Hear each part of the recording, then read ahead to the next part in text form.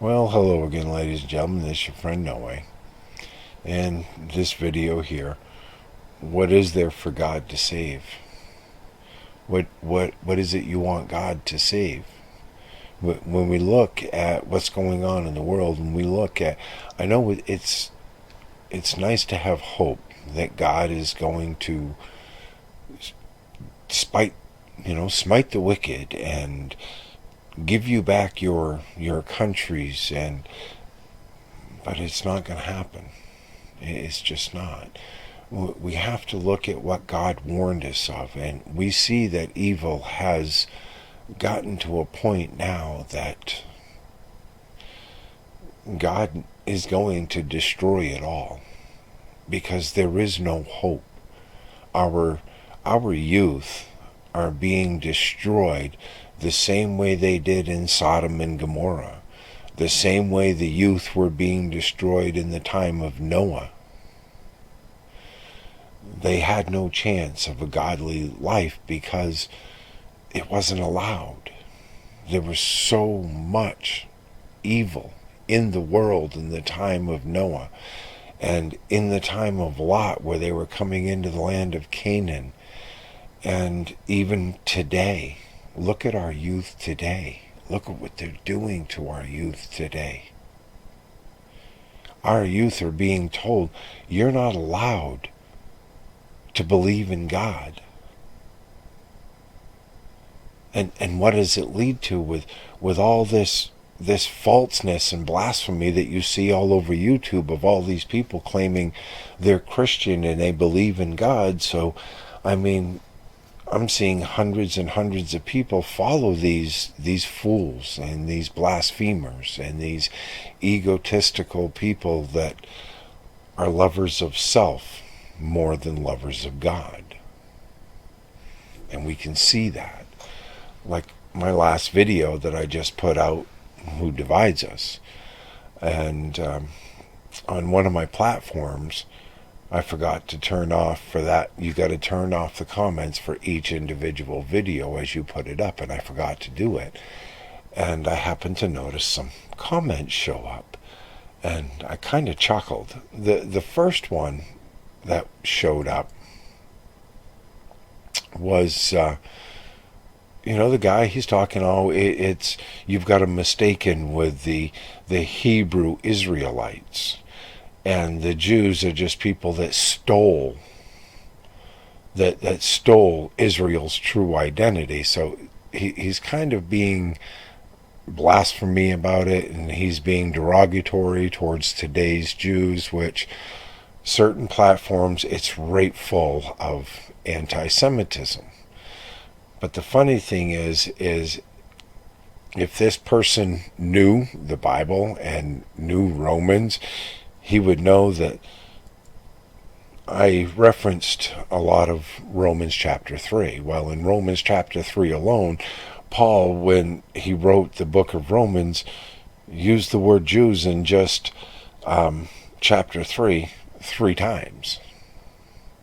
The word Jews, to explain the Hebrew Israelites or whatever, was used throughout Romans.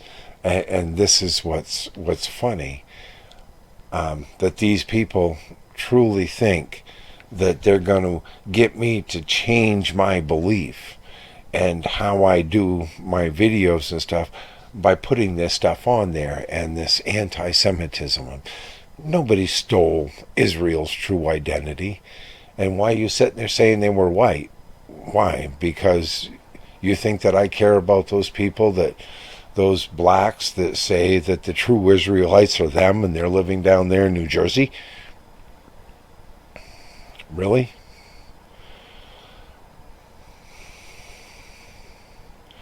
Anybody that tries to claim they are one this or that,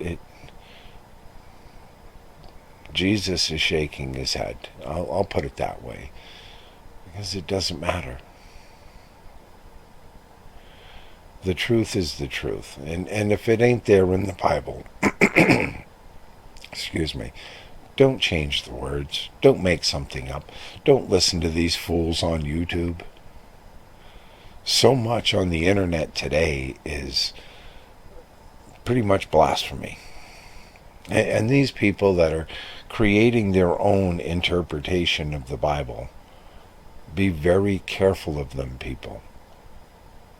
If it is not proven of what it says in the Bible, and they are saying, well, no, the Bible doesn't say this, it means this, then they're deceiving you and they're leading you astray. That's just what God calls it.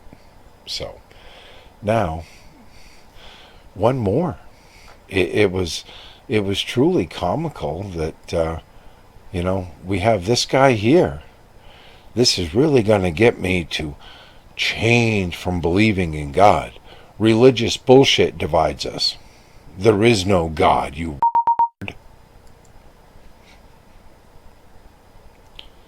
So I guess because he called me a nasty word, that I'm no longer going to believe in God, because this person came and he put a comment in my video and he called me a nasty word. I don't think so, dude. Now, that proves the hate that I've talked about in my videos, because they show themselves. Now, if we take just here in America, sure, it would be nice to have hope that God's going to take care of America and going to give us America back. But these people are all saying the same thing. They're looking for government to change what government created. Now, if you created something, whatever, you created something, and you're making a lot of money off it. It's harming some, and it's helping some. All the people that it's harming are screaming at you. But there's nobody there to hold you accountable, and nobody to make you stop doing what you're doing except for yourself, with ethical and moral standards. Well, there are no more moral standards. There are no more principles and values that people live on and live with within a lot of society, within our just America alone. So you're not going to stop doing it, are you? If you have no morals, principles, or values, you're not going to stop doing it. Especially if there's nobody that's going to force you to stop doing it. So it ain't going to happen. And God's not going to save America when half to 2/3 of America is wasted. You got all those out there that, they make like that statement I just showed you. That's how they're going to convince you to stop believing in God and stop talking about God, because of their vile little hatred. I couldn't care less. I laugh at the fool. I really do. But if God's going to save America, then it's going to have to be like it was in the time of Abraham, in the time of Lot. It's going to have to be as it was in the time of Moses, when the only way God's going to help you conquer the land of Canaan and give you the promised land by helping you drive the heathens from this land and the pagans and the evil, is you're going to have to do it his way. And it's going to be everybody, not just a handful. Why would God save a handful of people? Well, those that do not believe properly, they are blasphemers, they claim to know God, and they claim to have a relationship with their Creator, and they don't even know who Jesus Christ is. They don't even know the first thing about the gospel of Jesus Christ. They don't know the first thing about the true history of Israel and what they went through. and all of their sins against God and their punishments for this sin. They don't know the first thing about it. They don't know the first thing about the book of Judges and the teachings behind the book of Judges, the teaching behind the book of Job. They don't know these things.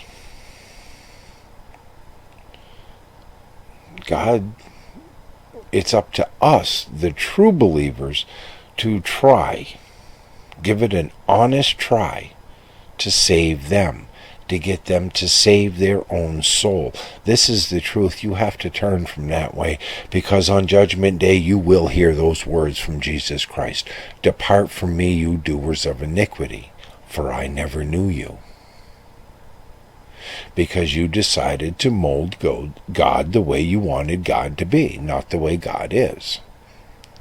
You chose to gain followers and gain support and supporters just like a politician does and just like government does the second that they get called out for their moral sin. They defend it with, I believe in God and I am a Christian, and they tried to interject the Bible and stuff into it, and they don't have the first inclination of anything. Every time Nancy Pelosi would stand up there in front of the camera and try to talk about God, I'd fall right over backwards laughing so hard, because, well, if you think you know God, then why did you miss the parts that explain exactly what you are doing is going to condemn your soul? Correct? Correct. So the biggest thing that I'm telling people is you have to make it right with God. There is going to be no taking this little group of community people or whatever and venturing off somewhere, because many of you don't understand unless you've done it for a long time and perfected it. If you wait until the time hits, then you will not know how to grow the right food and enough food, or how to store it and preserve it. If you're not set up, by the time it gets real bad, it's going to be too late. You don't just store enough food to go through the winter, because when it comes spring, if you're out of food, you're in trouble. Because now you're hungry and you're trying to collect more food, and then now you find yourself collecting food to sustain your everyday life. So by the time it comes fall time and the next winter, you're done. There's no growing of crops. There's no, the hunting has changed. And you know where that story comes from? That's exactly why the Pilgrims almost died when they first came here. It's because they didn't know the first thing about how to sustain themselves on this land, when everything had to come from them. There were no merchants. There were no nothing. They had to do it. And if it was not for the indigenous people on this continent to teach them and show them and provide for them, they would have died. We will show you, we will teach you how to live upon this land. See? So my ancestors, and many of your ancestors, if you can trace your bloodline and see that there's some of your ancestors within your past were more godly than the people today that claim to say they know God. And that's where we are.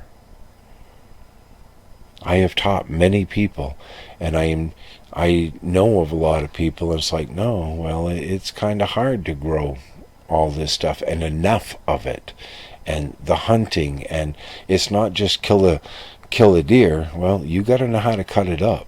You got to know how to preserve it. You got to know how to make that stuff last, and it's going to happen without electricity and freezers and refrigerators and all the modern day necessities that people feel they need. And if you don't have these skills, you better find somebody that does. And if one or two in your group do, you better hope that they are willing to produce enough for everybody. Everything's going to change, and it's not done yet. They have done too much. They have murdered too many people. You need to understand on this graph right here, I will show you that these numbers are only 1% of the truth. 1% of the truth. They're not going to stop. And if people try to insult you because they believe different than you, and they don't want to ask questions, and they're doing one thing while they're telling you to do another, you're in the wrong place. And you will be in the wrong place at the wrong time. Make it right with God. Put your faith and your trust in God. That is the only way you're going to make it. And it ain't going to be on this earth either. It's going to be in heaven. That's all you can strive for at this time, is to be found righteous through the teachings of Jesus Christ. That Jesus Christ allows God's mercy unto you. So until next time, ladies and gentlemen,